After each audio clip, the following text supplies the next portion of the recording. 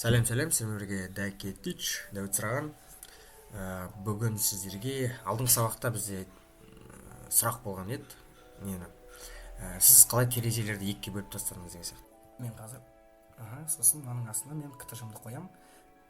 Мұғалім болсын, кез келген қазіргі уақыттағы заманауи кім компьютер қолданады, соларға міндетті түрде керек. Ол комбинациялар, хоткей дейді ағылшынша, горячий клавиш, соларды білу. Сол арқылы сіз өзіңіз жұмысыңызды жеңілдете аласыз. Мен сол бойынша қазір сабақ сіздерге көрсеткім келіп отыр. Сіздер үйреніп алыңыздар. Сіздер оны бұрын көргенсіздер. Мысалға біз тілді ауыстыратын уақытта мына жерде сіздерге айтатын еді Alt және де Shift бас деп. Айтпақшы, мен мына жерге нені қойдым. Менің басқан батырмаларым көрініп тұрады.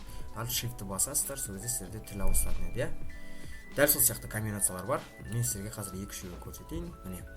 Бірінші біз айтайын дегенім Ctrl-C, Ctrl плюс Copy. Мәтінді белгілейміз, сосын Ctrl-C дегенді басамыз. Сосын мінде жаңа вкладка бар, соған әкеп Ctrl-V қоямыз. Сол кезде бізде Ctrl бірдеңе waste copy paste қоямыз. Енді егер сіздерге тағы да керек болса, комбинациялар мына жерден бассақ бізде шығып тұр. Одан кейін айтпақшы печать жасау үшін бізге Ctrl-P деген бар. Сол комбинацияны қолдануға болады печать жасауға. Енді қоятын уақытта басайық. Міне бізде Ctrl-V деген шығып тұр. Сосын мына жерде Ctrl-X деген бар, одан Ctrl-Z деген бар, сосын Ctrl-A деген бар. Қараңыздар, барлығы жазылып тұр. Ctrl-A деген жерде барлық мәтінді бізде қараңыздар. Барлық мәтінді Ctrl-аны басақ, барлық мәтінді белгілейді. Жақсы, келесі Ctrl-X-ті бассақ бізде мәтіндеріміз жоқ болып кетеді, бірақ та ол бізде бар. Солай копировать етсеңіздер де болады. Сосын келесі Ctrl-C түсінікті, Ctrl-A деген түсінікті, Ctrl-Z деген бізде мына қараңыздар. Біз бір мәтін жаздық.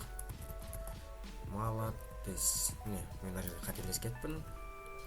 Молодец болады. Сондықтан Ctrl-Z-ны бассам, менде артқа қарай қайтады. Молодец.